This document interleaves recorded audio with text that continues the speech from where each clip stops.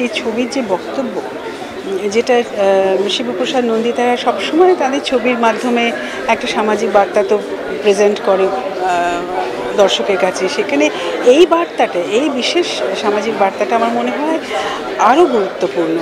আর ছবিটা এত প্রাসঙ্গিক যে ছবিটা যা দর্শকের দেখলে বুঝতে পারবে নানা ঘটনা যে ঘটে গেছে, সেই রকমই নানা সিচুয়েশনস তুলে ধরেছেন এখানে। একটাই কথা বলবো সকল দর্শককে, আজকে জন্মাষ্টমীর শুভ দিনে গোত্র রিলিজ করেছে, সবাই প্লিজ সিনেমা হলে গিয়ে গোত্র দেখবেন। দারুণ একটা অদ্ভুত ফিলিং হচ্ছে যে আমি সত্যি এক্সপেক্ট করিনি কেউ এক ফোঁটা ঝিমা। আজকে ফাইনালি অনেক দিন ধরে আমরা রঙ্গবতী এবং গোত্রের প্রমোশন করেছি। আজকে সকালবেলা দেখলাম ট্রেন্ডিং নাম্বার 1 রঙ্গবতী, এবং প্রায় 15 লক্ষ ভিউজ ক্রস করে গেছে। I am super excited. অনেকগুলো লাকি চার্ম এই ছবিতে রয়েছে। মানালি রয়েছে, she is always been my lucky charm, Nigel রয়েছে, ওম রয়েছে, সবার খুব ভালো লাগবে। অনুসুয়া দিয়ে রয়েছেন।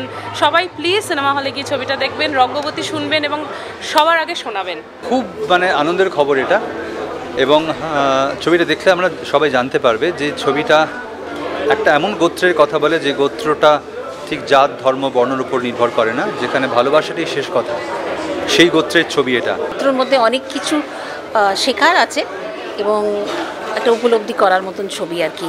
কিন্তু সবার উপরে আমি বলবো যে গোত্র শুধুমাত্র একটা এন্টারটেনমেন্ট ছবি। আজকে জন্মাষ্টমীর পূর্ণ লগ্নে গোবিন্দধামের দরজা খুলল এবং এই গোবিন্দধামে আপনাদেরকে স্বাগত জানাবো। আপনারা এখানে আসবেন আপনাদের পরিবারকে নিয়ে। আশা করব এই গোবিন্দধামে আসতে আপনাদের কোনো ধর্ম লাগবে না, কোনো গোত্র লাগবে না, কোনো জাত লাগবে না, কিচ্ছু লাগবে না। শুধু আমরা বন্ধু হয়ে আমরা মানবতার মধ্য দিয়ে এই গোবিন্দধামে আসবো। গোত্র দেখবে।